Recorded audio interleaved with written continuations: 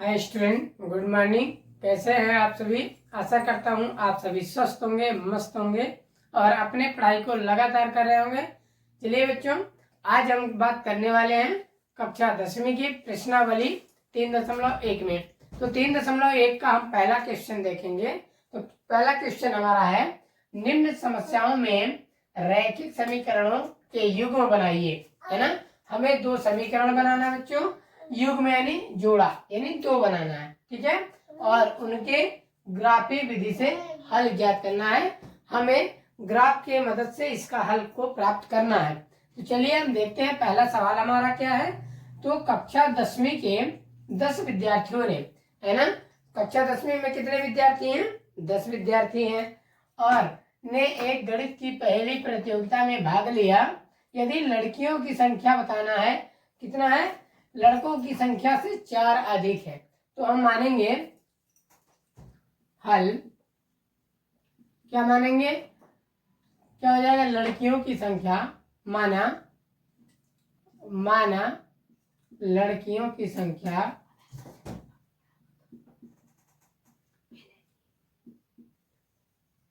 कितना मानेंगे बच्चों? x।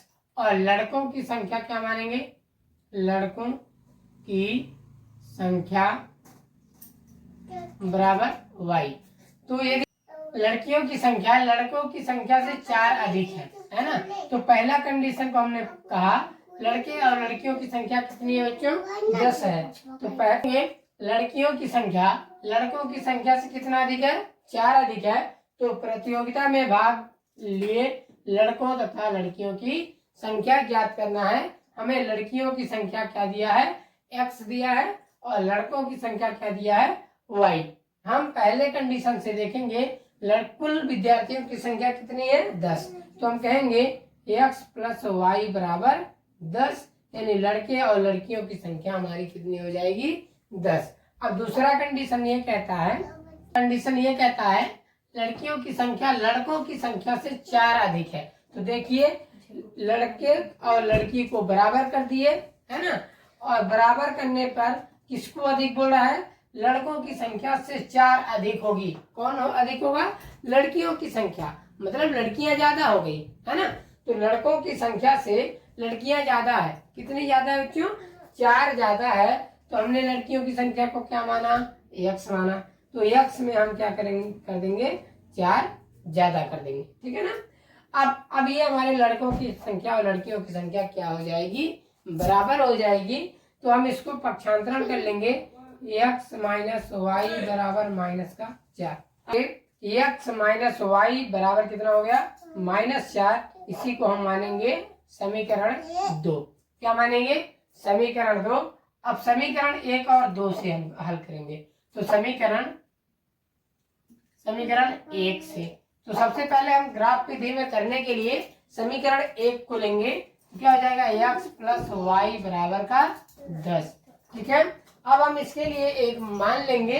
अब एक अपने से हम कुछ भी मान सकते हैं, x का मान, और उसी से हमारा y का मान प्राप्त हो जाएगा। ये होती है ग्राफ विधि।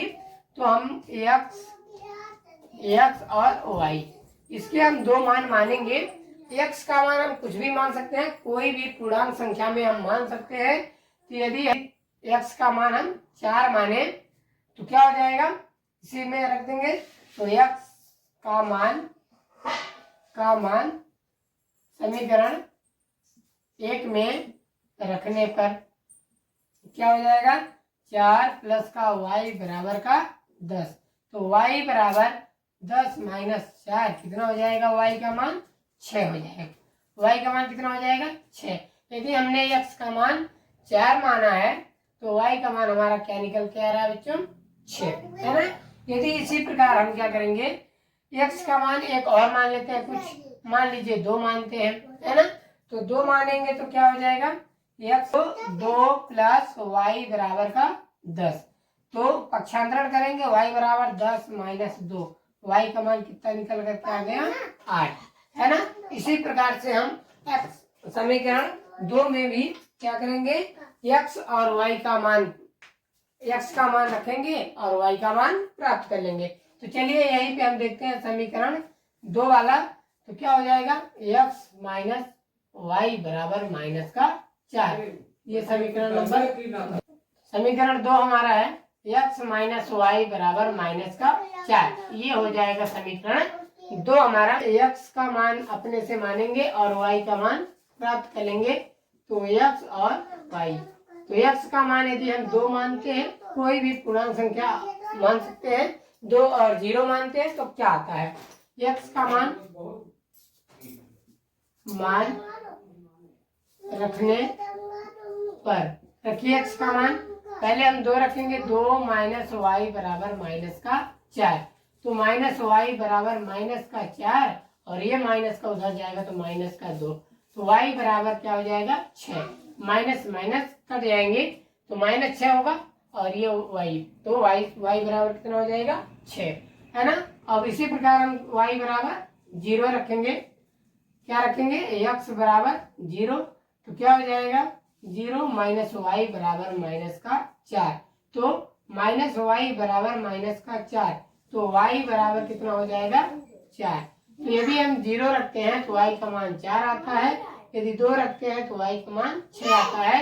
इन्हीं मानों के माध्यम से हम एक ग्राफ को बनाएंगे और ग्राफ में उत्तर क्या आता है। तो चलिए हम ग्राफ को बनाते हैं और इन मानों को रखते हैं। ये हमारा हो जाएगा x अक्ष और ये हो जाएगा y अक्ष, और इन्हीं मानों में हम इस मान को रखेंगे। तो इधर हो जाएगा +1, 2, 3, 4, 5, 6, 7, इनकी दूरियां बराबर होती है बच्चों। और ये इधर नीचे की ओर हो जाएगा -1, -2, -3, -4, -5, -6।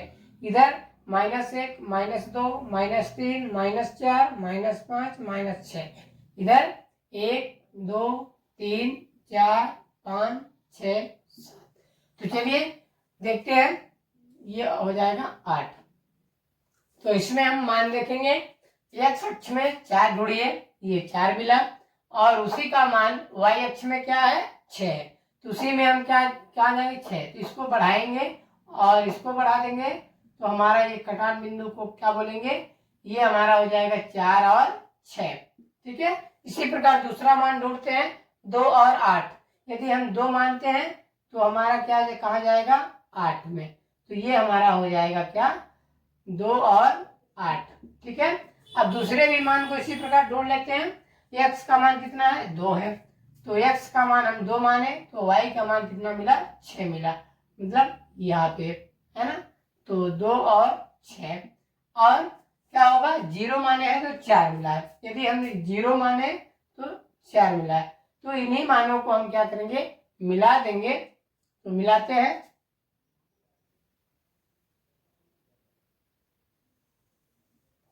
और ये फर्स्ट वाला मिला देते हैं इस तरह। तो हमारा ये कटान बिंदु क्या होगा बच्चों, ये क्या होगा, यहाँ पे हमारा देखेंगे ये 7 होगा और ये 3 होगा।